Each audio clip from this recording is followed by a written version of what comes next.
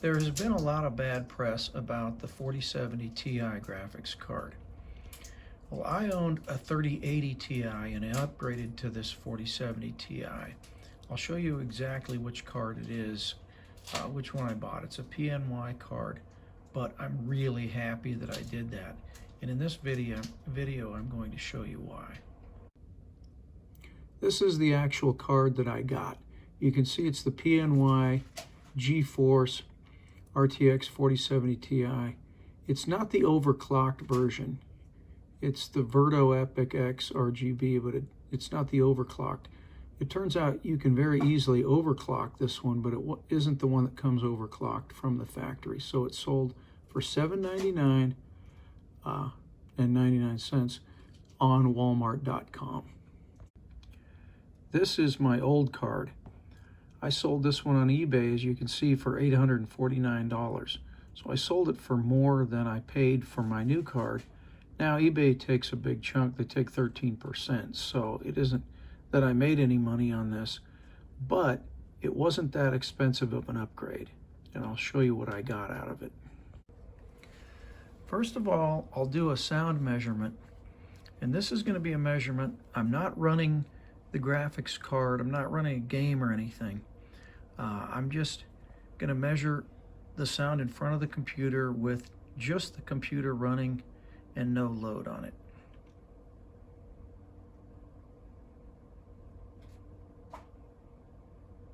You can see it's about 40 or so, and that's right in front of it. I mean, I sit at my computer here, and so I'm really more like about here is what this is the sound that I actually hear.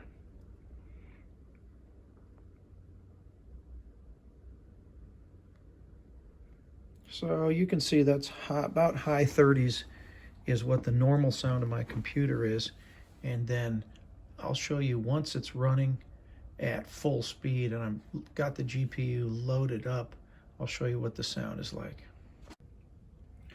Okay, here I am in Flight Simulator. I'm just flying the basic discovery flight of Bora Bora. And what I want to show you is I flew this one with my old GPU 3080 Ti. I could never get 60 frames a second. The thing ran really hot, and I was normally in the low, sometimes mid 50 frame per second. So if you look up here in this corner, I've got a frame counter. I'm getting 73 frames per second, and my GPU utilization is only 62%. The reason that's the case is because I don't even have frame generation turned on. And you can see the temperature is about around 60, 58, 60 degrees C. So what I'm going to do, and it's drawing about 170 watts. So what I'm going to do is go to the options, and I'm going to turn on frame generation. Right, it was off. I'm going to turn it on, go to here and apply and save. Then I'm going to go back and resume. And so you'll see now this is generating 136 frames a second. The utilization went up to 98%. So it's really using the GPU. It's basically fully taxed. The temperature's gone up to about 69 degrees. That's 10 degrees, over 10 degrees cooler than the 3080. But now what I want to do is show a measurement of the sound, because this is the remarkable thing. So this is the GPU's running essentially 100%. So watch to see what the sound is.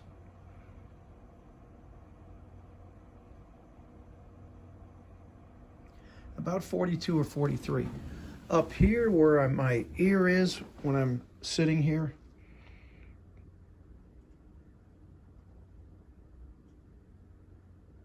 it's high 30s.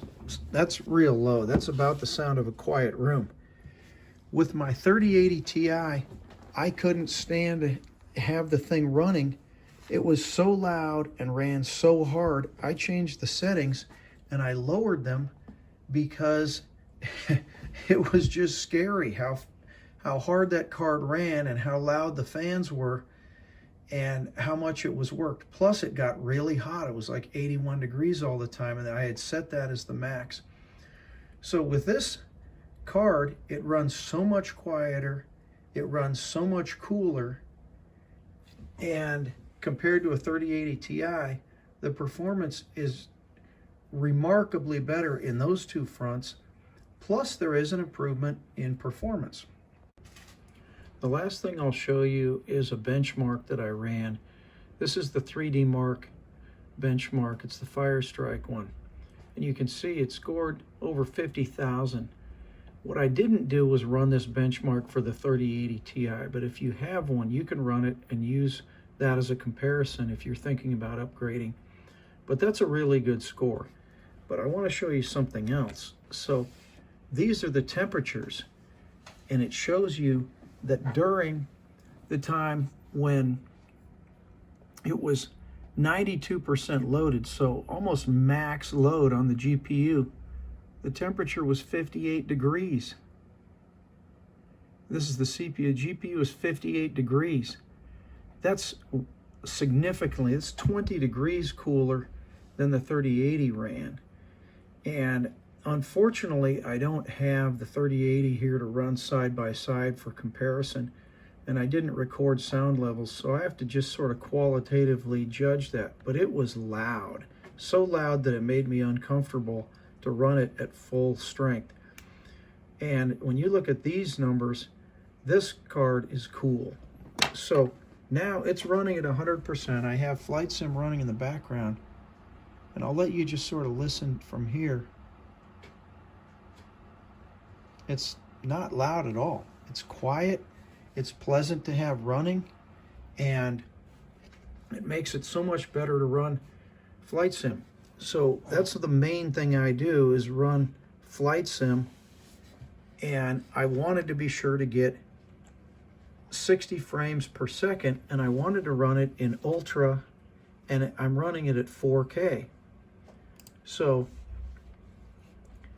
my goal was 4K Ultra, 60 Hertz. I could never get that with the 3080 Ti. This card does it easily, even without the frame generation. I turned the frame generation back off again, and you can see I'm getting 78 frames per second. Now this is a pretty benign scene, but still, even this scene right here, I could not get 60 frames with the 3080 Ti. So for me, it's given me all the performance I need, and it runs quiet and it runs cool. To me, it's a really, really good upgrade, especially when the cost upgrade is minimal if you already own a card. So for those thinking about upgrading, I think it's a terrific thing. If you're buying it as your first card, it's expensive. It's $800, and so I understand why people are complaining to get a 70 series card for $800. But as an upgrade from a 3080 Ti, it's a good deal. Mine was an EVGA, and it was a really good card, but as far as 3080 Ti's go, but this card is head and shoulders better.